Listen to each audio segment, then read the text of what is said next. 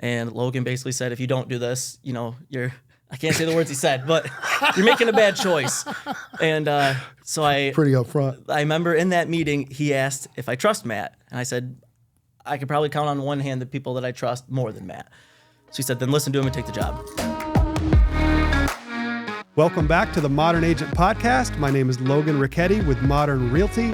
This podcast is a combination of thoughts and opinions on the real estate market in Midland, Michigan with our local real estate agents from Modern Realty. Our mission is to create informed and confident buyer and seller clients, so tune in to learn more about Midland's real estate market. Hi, everybody. I'm Tyler DuRussel with Modern Realty, and I'm here today with my buddy Tom Holley. Hello. Tom, how you doing? Doing pretty good, man. Happy to be here with you, Tyler. I'm excited for this. We are going to talk about just kind of all things real estate today, see where the conversation goes from there. But I think the only spot we can start is just letting me know how long ago you got into real estate, what got you into there, just kind of your jump off point. Well, I started in 2017. I believe it was March that I was licensed, but I didn't fully take off running until that summer at the old office at Modern Realty. It was a lot smaller knit crew there, and but it was at the turning point, so it was pretty cool. But it was overwhelming for me to take it all in. So I did it step by step at my pace. But yeah, I loved it from the jump, man. It was cool. But going on 8 years now, getting old. There we go, a veteran in the game. Yeah, oh yeah. What prompted you? The grays are coming in. Exactly, strictly cost for real estate. Yep. What prompted you sitting at home one night? Hey, I think I want to go get licensed and be a realtor. Well, I think everyone comes into real estate at a different point in their life, but whether by choice or need to find a different profession type thing. I had worked in mortgages and banks for some time before that, so I was pretty comfortable with the process and purchases. I knew all the realtors and things, for 5 years before that, and a lot of them had told me you'd make a good realtor. This would be good for you, and then people at home told me that and things. And so I had this chip on my shoulder, kind of like if something ever happens. And something happened with that job that I was, it just was outside my control. I wasn't expecting it. And I took that opportunity then to try something that I've always had an interest in. People believe in me, so I'm going to be one of the best ever, Yeah. And I realized it was a lot harder than it was. I realized a lot of things the first time. I'm like, oh my gosh, Yeah. You have to have a community. You have to have a network and more importantly, a system. I went to Modern for that reason because of the structure. I knew Logan through real estate transactions before, and it was good to go somewhere with such a structure and such a process to bring you to an acclimated agent that can,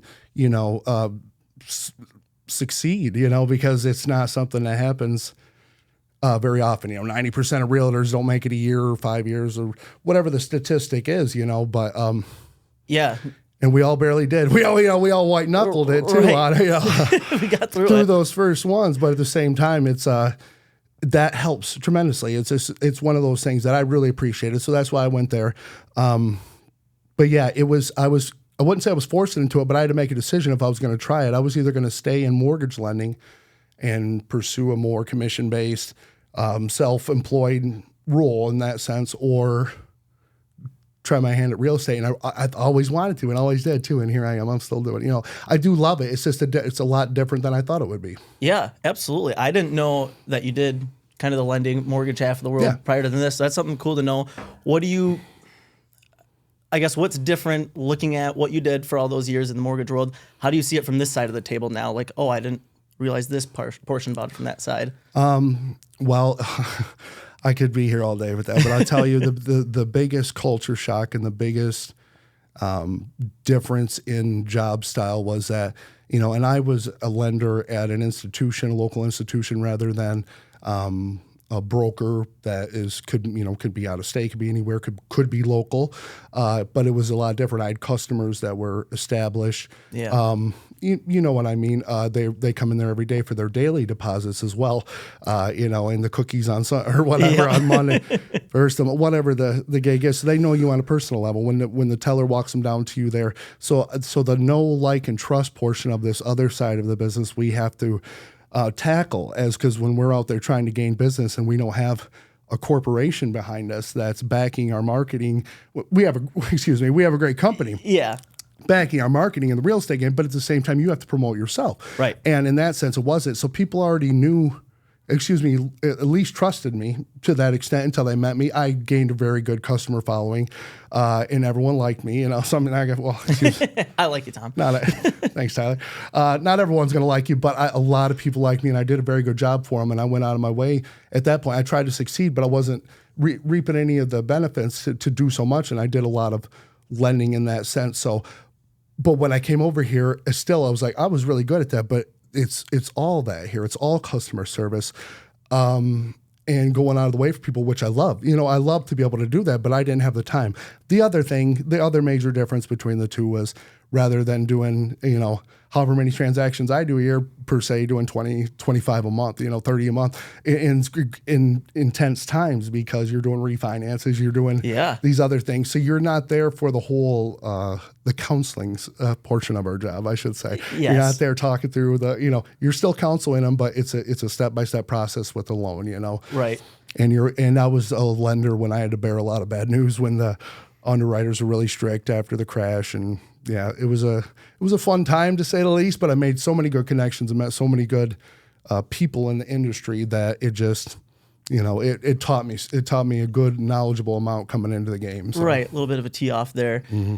So one thing you mentioned was just the differences of what you thought it would be like versus when you got here. One of the big things for me, I came in a little bit different coming into work with Matt Smith, who's an 80 transaction a year guy. So really busy off the get-go. But initially I told him no for 2 years. I didn't want to come help him because a big thing for me is home-life balance.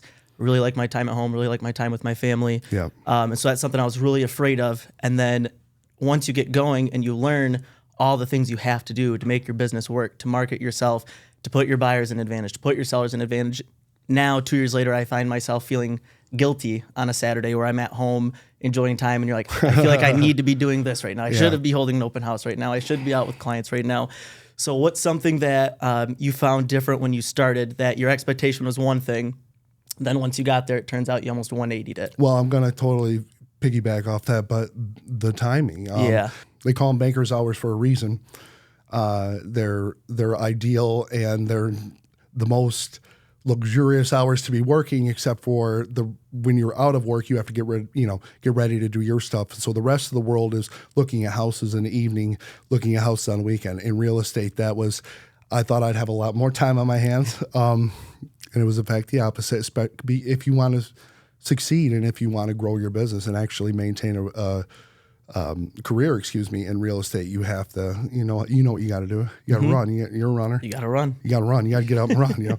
I don't get up and run. I still look like this. I used to run, but one day I'm gonna get out there with you. Back. As soon as I can slow down, but with little kids, it's hard, especially. There's a lot of people think that, I have kids at home, and that's one of the first thoughts that I think drives people to get into real estate. I would love to have a flexible schedule.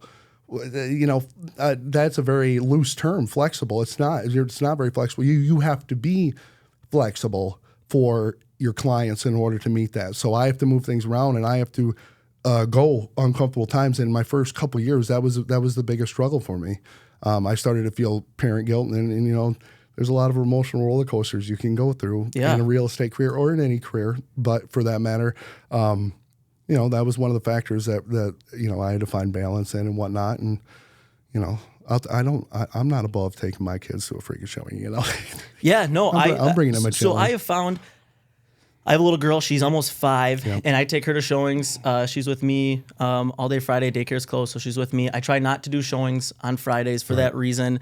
But if you have to, you have to. I don't think I've ever taken her on my very first showing with a client because, there's a precedent you want to set, some professionalism. Of course. But after that, I find that people really love it. Yep. When Penelope comes along, people enjoy it. She shows everyone where the kitchens are, how to turn the lights on, and everyone just gets a hoot out of it. I think people have such a, I don't want to say negative kind of connotation built up in their head of realtors, but their guards are up, right? Like going to buy a car or anything with salesmen. They don't know what to do. Yeah. And I think when you bring the kid in or any sort of your personal life in, they realize, oh, Tom's a person too. Yeah. Tom's not just here to try to sell me a house quick and fast. He's actually a guy, and I get to know this guy. Yeah, he's not just Tom Hollywood here. Yeah, he's not just Tom Hollywood. He's Tom Holly.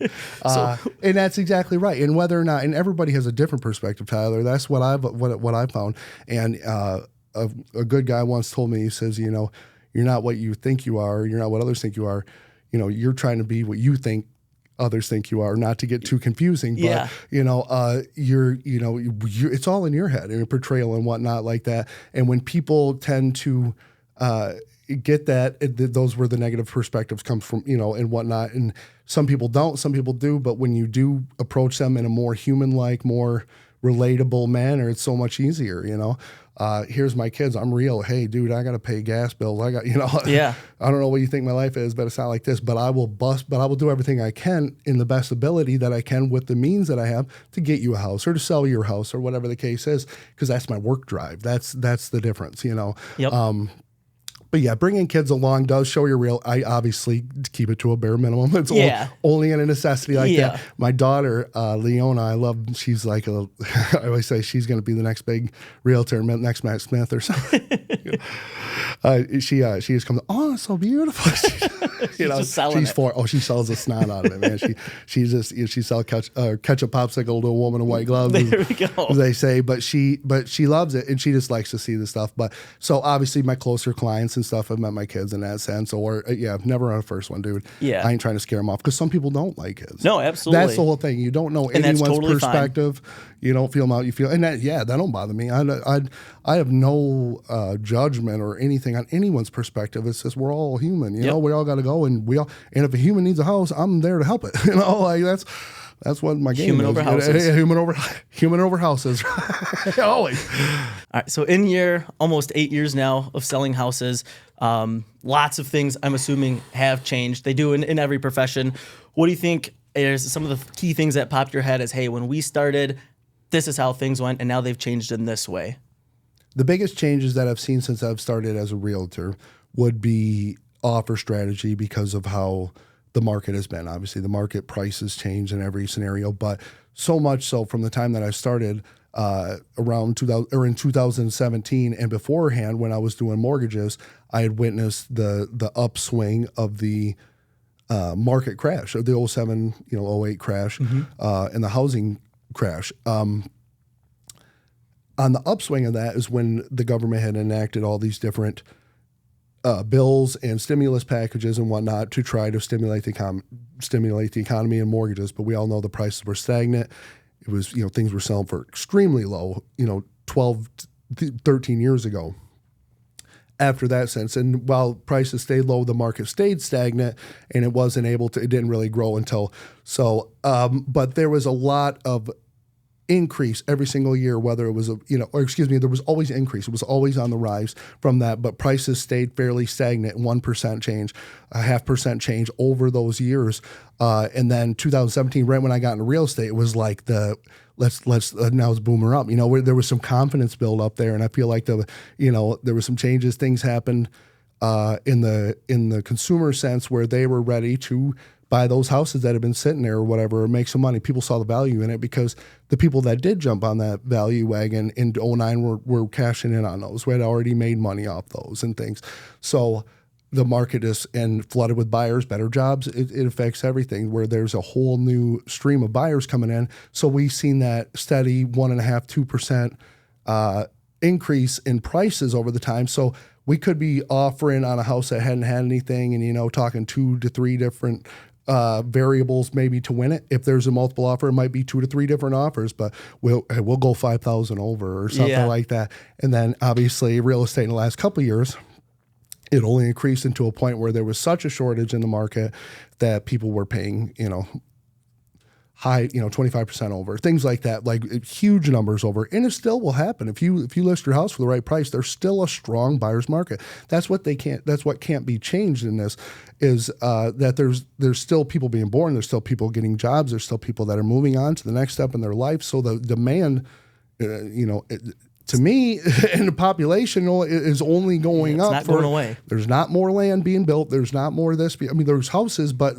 it's only going to go one way. If it's going the other way, we're all it's not a good scenario. So the biggest changes since the beginning, and will always be the biggest change, is how you're offering. If it's in a stagnant market and whatnot, and houses are sitting on for 6 months, I'll be instructing my buyers, how to offer on a lower. Well, let's get it cheaper, But that hasn't been the conversation for a while. That's it's rare. Rare. It is more common now than it was last year. That's just with the interest rates were put in place. Unfortunately for us and everybody, to slow down the inflation. To help that. But the problem is, I guess at this point, prices didn't go down as much anymore, and so that we're kind of at that point, even with interest rates here. So I think the new norm is probably. Yeah. Unfortunately, what we're looking at, but we'll see. Hopefully, they're never going to be in the 3%. Those insane interest rates that we had before was to help stimulate a broken economy, and that's the hard. Explaining that to people has been the biggest change and whatnot, because it was those interest rates for a very long time and the offer prices for a very long time. Yeah. No, it is tough when you're looking at, especially people who have a home that they purchased between 2020 and 2022.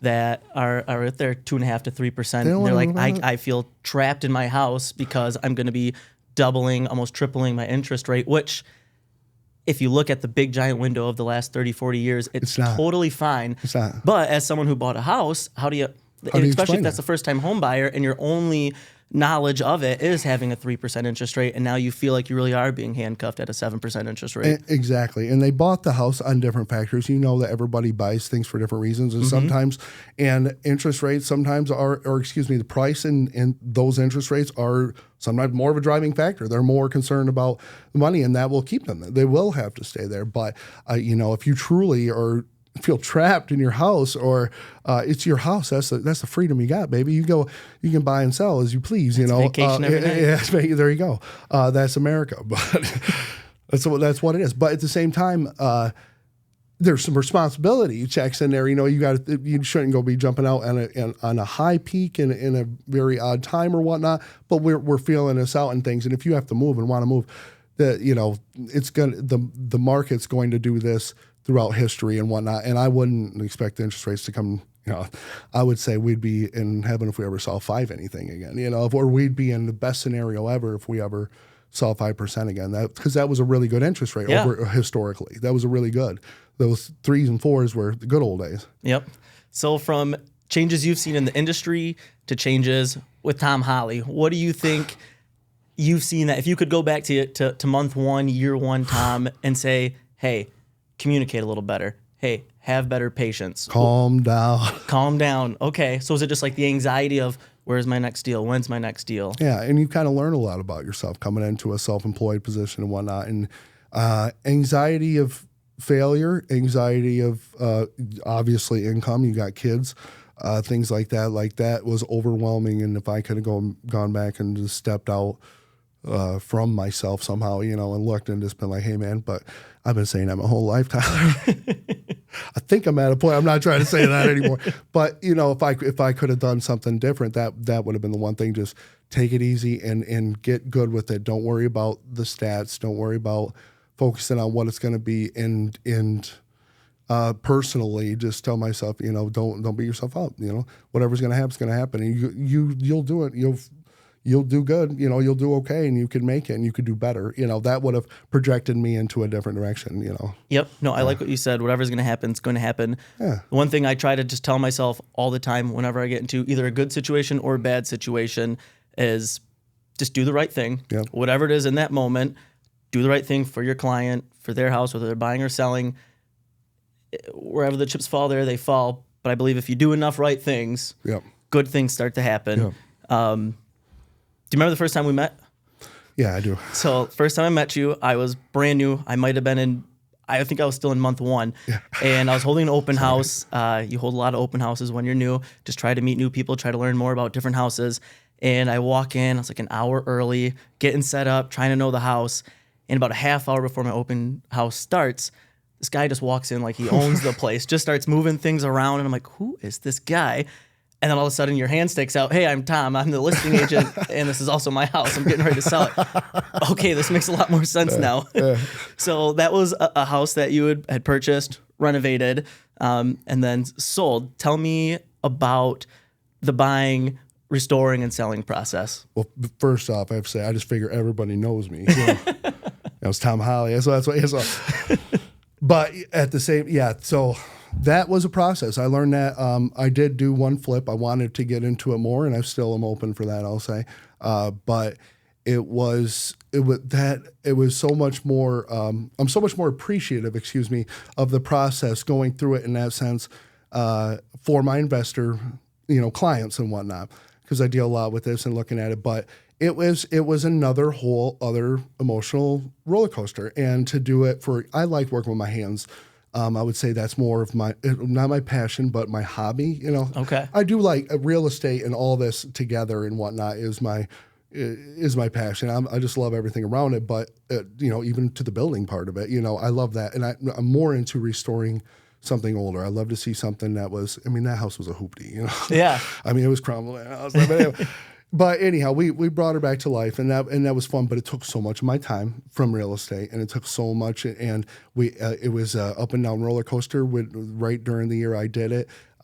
In the prices on everything, so I budgeted for so much. You have to go through and look at the projections and literally budget for all the improvements and all the materials and what you have to hire out, and then find what your return on investment is going to be based on the projected value after renovations. Yeah. Your ROI, and it was a lot better in the beginning looking what it was going to be until prices after 2020, this was like 21, whatever. And there was a shortage of all this, construction material and everything. And I just like the example I use is that the studs that I was paying something for went up to $9, and in so many different scenarios. And some prices never came down on things, and some did. And drywall, everything was just so much more that it wasn't as beneficial for me for the time it took. But that was, it's a learning experience, and I was happy, and I still was able to successfully get out of it and whatnot. So with the ROI, your return on investment that you're looking at, before you had done this, I know you work with a lot of investing clients. Did you have somebody walk through the house with you or kind of mentor you through like, hey, here's some things I should be looking for, or what tips do you have for anybody that's thinking about taking that route? Once again, I'm Tom Holley. I walked in and did it all. I got this. I did not, but I had a good understanding of it. I didn't go in there guns a-blazing, no idea what I'm doing. I was in trades before. I just remodeled my whole house after the flood. Like I just like the year before. I didn't think it was going to be, this was one I probably would have turned away, but it was really hard to find a house in that time. And it was a pretty decent location. And you had to go for it. It needed a lot of work, but I probably wouldn't have if it would have been for my uncle that was with me. And he he's like, no, he's even worse. That's where I get this from. We got this. I can do all this. So, and we can, but it doesn't mean it's going to be profitable. We could do it all and whatnot, and it wasn't as profitable in that sense because it just cost so much. But no, I had a pretty good, and it needed what I thought it would. Everything it was just, if I'd had someone to, Logan was a huge help, I got to say. I did some stuff there through Finley and things when he was, helping me with more of the bookkeeping side of it and explaining to me how it should look. He did good too, but even still, the projections were, like I said, it was a successful investment, very much so, but it just wasn't what I expected. It wasn't worth my year it took me. So, and I still sold real estate still. I still sold a few million in real estate that year, but it's just like I didn't like that I'm full-time real estate agent. And I wanted that to be more part-time, and it wasn't. So those were the hardest learning parts about it. But kind of flip-flop the roles for you. Yeah, flip-flop the roles. And I remember I roofed as a long time ago for a summer when I was like 18. And I was making the same as I was working as a manager in a pizza shop. Yeah. And I was like, I like to work out and all that stuff too, but at the same time, I'm not going to break my back every day I was doing the money equation. So I did that over it, and whatnot. But I do love building. That's the thing. But it's just got to be as profitable as real estate, and I love real estate too. So yeah. So again, with your investor clients, during that time frame, construction costs are up, interest rates are starting to climb up, inventory's going down, home prices keep going up. What do you tell your investor clients who are maybe thinking, maybe I can't do this right now? What type of avenues do they have, or what advice do you have for them? It all depends. Every scenario is different, obviously. You have to look at that because is this house in a place where it's going to rent out easy? Is this house in a place whatever the case it is. But typically investors they're not going to look at it if it doesn't have any meat on the bones. And there's obviously some inherent risk with this. This is an investment is not a sure thing. So you see the let's say, how should we put this? You see the the comfort each investor has with each scenario as the dollar amount they're willing to spend on it. I just sold a house earlier this year that was at investment prices, and it was kind of a fixer-upper. That's what it was attracting, and I knew the price, and I told my client we didn't know the extent of the problems at first, and then someone finally got into it with an inspection and I said, we have to sell this. This is only going to be for an investor and whatnot. And I put it right at the right price and sold it, straight up. And it was perfect. And she was actually pretty confident in that sense too. But it was the most we could have got for it because other investors were just, it was right there and it was close.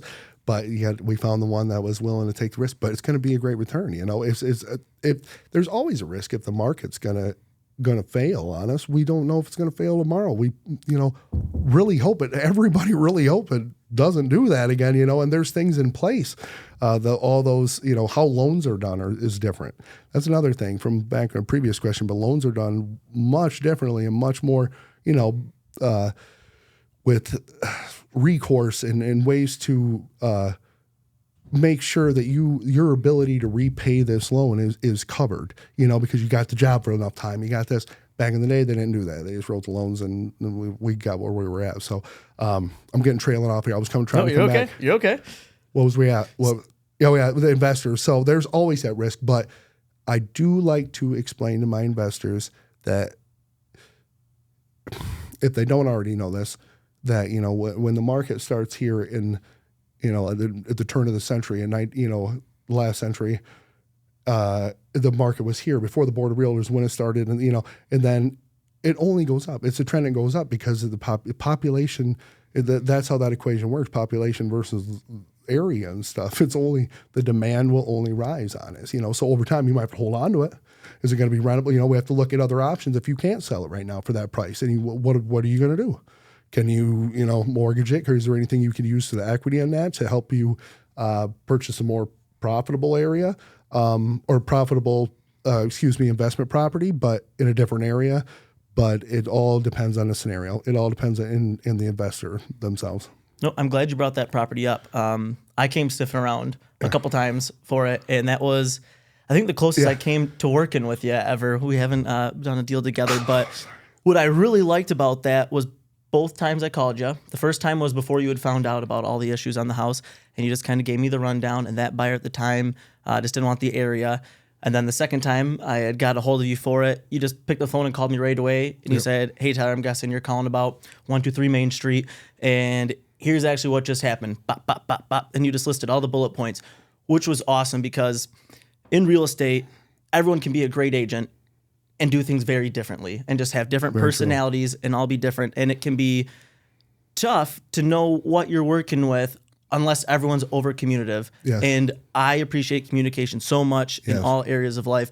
So you just picking up that phone and you weren't trying to hide anything, just laying everything out on the line. Here's what it is. Made it so much more easier for me to go back to the buyer and say, hey, this actually isn't what we were hoping it would be. I don't think it's right for you. Yeah. And save everyone time, money, and heartache for your seller thinking that maybe someone was coming. And it's different between everyone, but that's how it should be, And I appreciate that. But you were able to then provide a good service for your buyer and not beat around the bush because it wasn't something for them. Right. Now, should that be my concern? Yeah.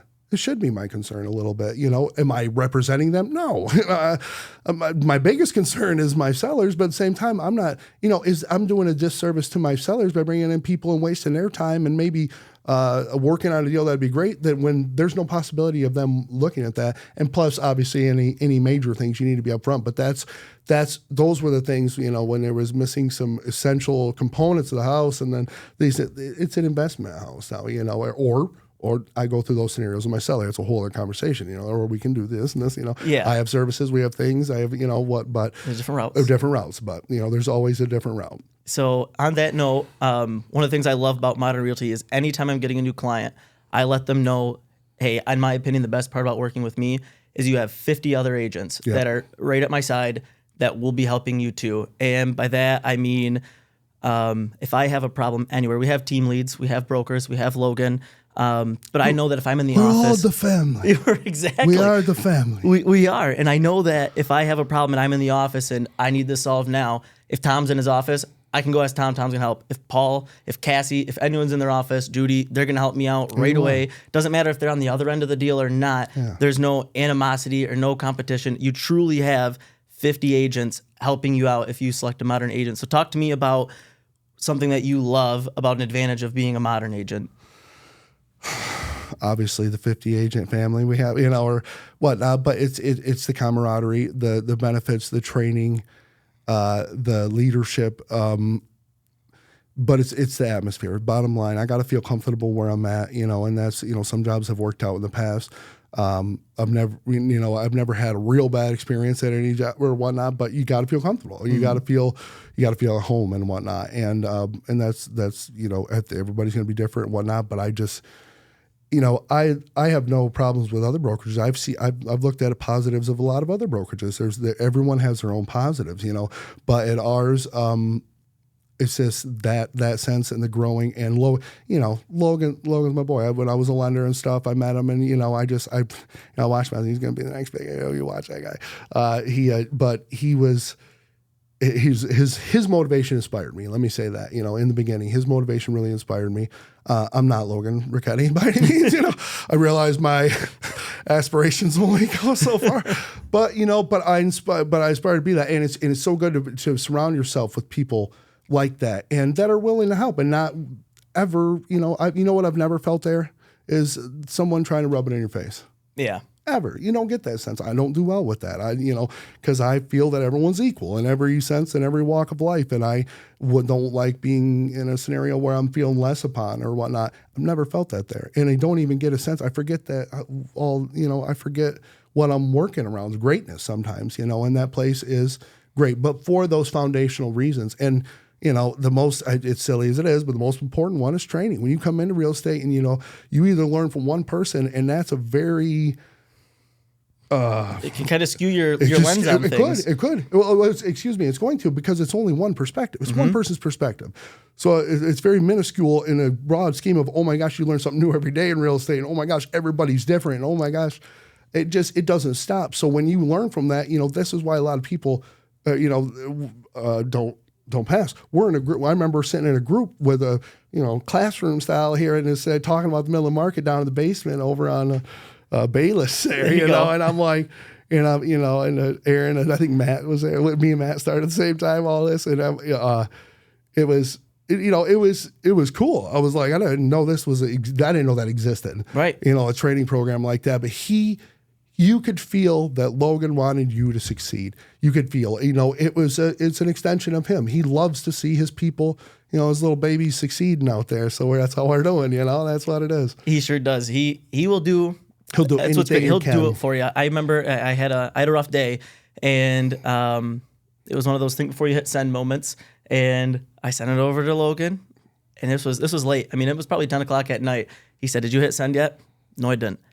I'm gonna call you. And from 10 o'clock to probably 10:30, he sat on the phone. Yep. And this is almost 2 years into it, and he still just coached me for a half hour on, hey, here's the situation. Here's the 8 different routes it can go. Here's the 4 different routes from each one of those 8 routes. And that's what's awesome about Modern is someone's just always ready to coach you. And like you said, not in an arrogant, hey, never. I'm so far ahead of you, and so let me steer your ship. And more of a, well, I ran into this, and what I would do, and it's an unbiased, objective advice. It's what you need. It's what everybody needs. When you go to, that's what you try to go when you go to school and college. I've been to college and things.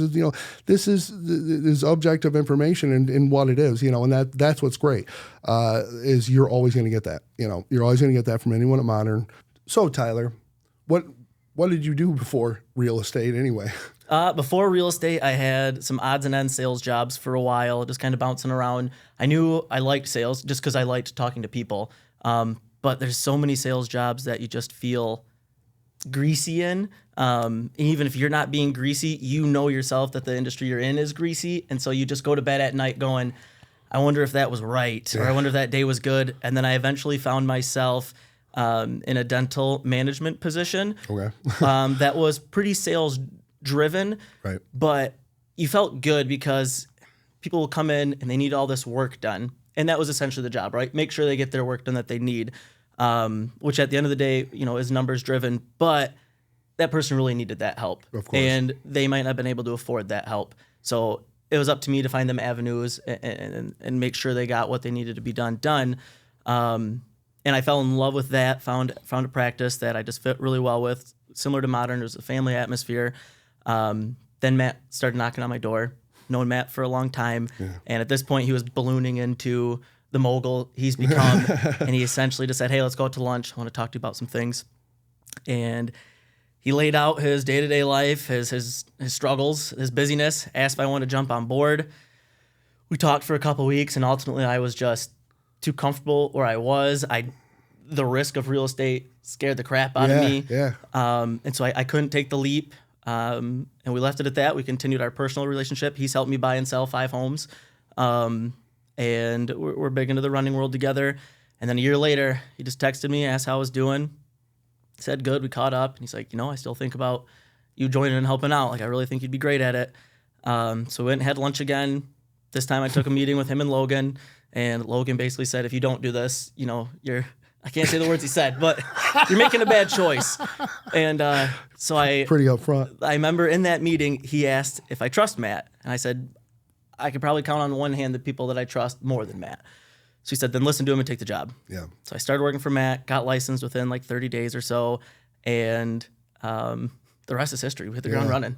Yeah, that's great, man. And it's and the persistent, and it's not in a pushy way by any means. The persistence of it letting you know what you can do. Not you need to come away from me, nothing like that. Yeah. We see something in you. That's what it was, And I didn't actually mention this earlier, but Logan came to me when he was starting and said, hey, and I was still working as a mortgage lender. He says, hey, I'm thinking of starting this, I don't want like 5 agents. He said, yeah.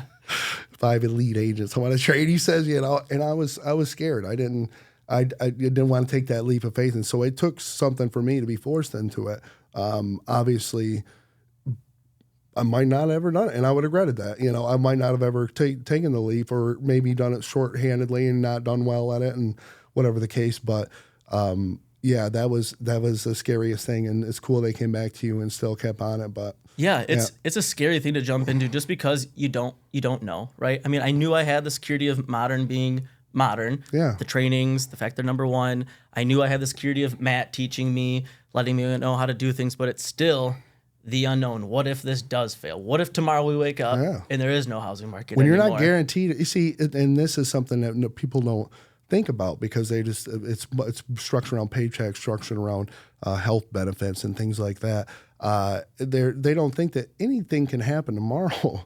Anyway, you know what I mean? Anyway, anything can happen, and you're not, we're in that well-employed state and things, there's not much to have to fire somebody and stuff, and there's not much saying, we've seen the trust of giant corporations and things who say, so, we'll sell out, now you're this, and now you want to keep your job, or there's risk everywhere where there's a job, but it was so scary, because it's like you're not guaranteed that Friday check, every other Friday. Yeah. And that was scary for me. I'm like, what if I don't get paid? What if I'll never get paid? But so it took a little kick in. I was very the risk is tough, but you just gain, in my opinion, so much from doing real estate. Yeah. So one of the big things I was worried about was like, I really love dinner time. I really love bedtime. I don't want to miss bedtimes. You only get so many of them before they're grown up, and that was something I was really concerned about. But then, once you get doing it for a while and you get in as much of a rhythm as you can as an agent, sure, like now, like we talked about, I'll be able to have my own hours and be flexible. But to an extent it is, like I'll stay up till midnight doing all my computer work, but because of that, now I don't have to be to work at 8 a.m. Now I can take an extra hour and a half in the morning and not rush my daughter off to daycare. We can eat breakfast together. Yeah. We can watch a TV show before she gets going. She can take her time. The relationships you build with new clients, like you find these people that it starts off as you genuinely trying to help them find a house. 2 months later, you're going out to dinner with them. You're inviting them over for a cookout. Like you're just having fun with them. And so the positive changes in my life since joining real estate have just been off the charts. Mm-hmm. Oh, I know. And your relationships are much more meaningful. I will say that too. my clients that are out there and have stood behind me through things and whatnot in my past is the same as I would do for them. And they're my people, dude. They're good people and they're my family. And I hope everyone knows that. But it makes you appreciate that sense, because I always had a work ethic where I'm going to do my best. I did the same thing when I was a mortgage lender and whatnot, but I was just a little grumpier with, or not even, but like when people don't respect stuff, but I still did exactly as much as I could. I went over the top to try to get these people loans. I did a lot of loans, and it just, it was a different dynamic in that sense, but now I appreciate it because, you have to make sure that you're catering to someone's needs when you don't necessarily know what they need. And when they're there, when they're not just standing in the bank talking to the teller, Yeah, it's face to face, and that's what I love, and what is the heartbreaking part too. I'm working with some people right now who they've had a really tough go.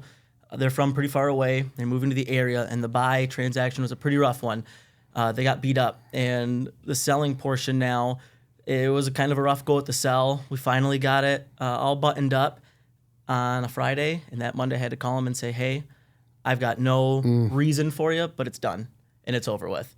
And those phone calls, they don't get easier to make because maybe from the outside looking in, it's like, well, this is just a transaction, but that's someone's home. Oof. Those are people's plans, and having to deliver bad news that doesn't get easier. And if anyone's ever bought or sold a house, they can recognize that. I mean, not as an agent, but as their own selves. Like even if they haven't got bad news, they have sat there and waited. Hey, did you hear anything back on the appraisal? Hey, I'm calling nothing back, and all this stuff. People are nervous. You have to forget that this is probably the biggest investment in their life, if not. Even if it's not financially the biggest investment, it's emotionally one of the biggest investments. You know what I mean? Like they've raised their kids there. Or I bought this on my own and I've had it for so long. Whatever the case is. So much emotion tied into it. So much emotion to it. I built a treehouse out back.